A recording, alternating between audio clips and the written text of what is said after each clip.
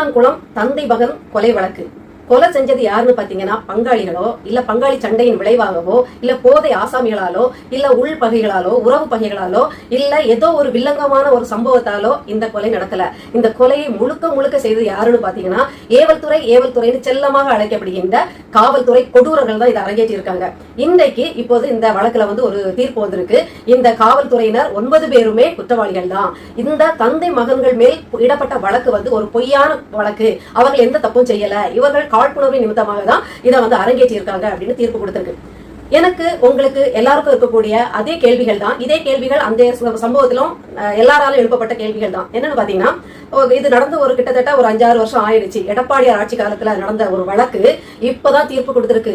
நீதிபதிகளை பார்த்து நம்ம கேட்க வேண்டியதெல்லாம் இதான் உங்க டக்கா அப்படிங்கிற மாதிரி தான் இருக்கு. நீங்க அடிச்சே கொண்டாலும் தீர்ப்பு 6 வருடங்களுக்கு பிறகு 7 வருடங்களுக்கு பிறகு வர்றதெல்லாம் ஒரு பெரிய என்ன சொல்றதுன்னா, குதிரைக்கு கொம்பும் முளைச்சாலும் முளைச்சிரும் போல. ஆனா நமக்கு நியாயமும் தீர்ப்பும் கிடைக்கிறது தான் குதிரை கொம்பா இருக்கும் போல இருக்கு.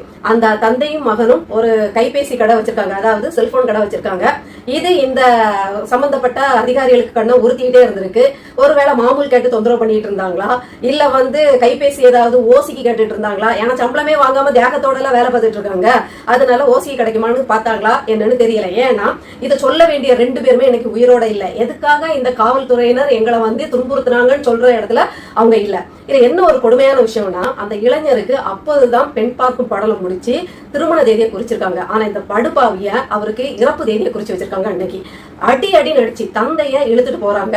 தந்தைய காவல்துறை எதுக்கு இழுத்துட்டு போகுதுன்னு தெரியாம மகனும் பின்னாடியே ஓட, தன்னுடைய மகன் கண் முன்னாடியே தந்தையை அடித்து சித்திரவதைப்படுத்த இவர் பாஞ்சு குறுக்க போக எந்த மகன் பாத்துக்கிட்டு இருப்பான்? கேள்வி கேட்க முழுக்க போதையிலும் முழுக்க காழ்ப்புணர்ச்சியில இருந்த அந்த காவல்துறை மொத்தமா, அதாவது அந்த ஆய்வாளர் உதவி ஆய்வாளர்னு அன்றைக்கு காவல்துறையில அன்றைய நேரத்துல யார் இருந்தாங்களோ 10 பேர் உட்பட இந்த கொடுமையை அரங்கேற்றி இருக்காங்க. அதுல ஒருத்தர் தப்புக்கு தண்டனையா பரலோகம் போய் சேர்ந்துட்டாரு. மிஞ்சி இருக்க 9 பேருக்கு தான் இன்னைக்கு தீர்ப்பு வந்திருக்கு. சித்தப்பா எடப்பாடியார் காலத்துல நடந்த இந்த கொடூரமான சம்பவத்திற்கு அப்பா ஸ்டாலின் அவர்கள் குட் பை டாடா பை பைன்னு சொல்லிட்டு போகக்கூடிய காலத்துல என்ன வந்திருக்குன்னா தீர்ப்பு கிடைச்சிருக்கு. இவர்கள் காவல்துறையினரால் அடிக்கப்பட்டிருக்காங்க, துன்புறுத்தப்பட்டிருக்காங்க, ரத்தம் வழிய குற்றியரும் கொலையுமா தான் கொண்டு வந்திருக்காங்கிறத அவங்க ஆவணப்படுத்தல.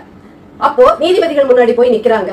இப்போ மருத்துவருக்கு கண்ணு கட்டு போச்சு, குருடாய் போயிட்டாங்க, மனசாட்சி இல்லாம போயிடுச்சு, இதேமே இல்லாம அதாவது கல்லு மனசோட தெரியுறாங்க. சரி, நீதியை விளைவிக்கக்கூடிய நீதியை வெளிப்படுத்தக்கூடிய நீதிபதிகளுக்குமா கண்ணு இல்ல? இவ்வளவு கொடூரத்தை அரங்கேற்றியதற்கு இன்னைக்கு 9 பேருக்கு மட்டும் தான் தீர்ப்பு வந்திருக்கு. இந்த மருத்துவர்கள் மீதான நடவடிக்கை எப்ப எடுப்பீங்க? இப்படி ரிமாண்ட் பண்ணும்போது இதை கவனிக்காத நீதிபதிகளுக்கு என்ன தண்டனை அப்படிங்கிற கேள்வி நமக்கு தொக்கி நிக்குது.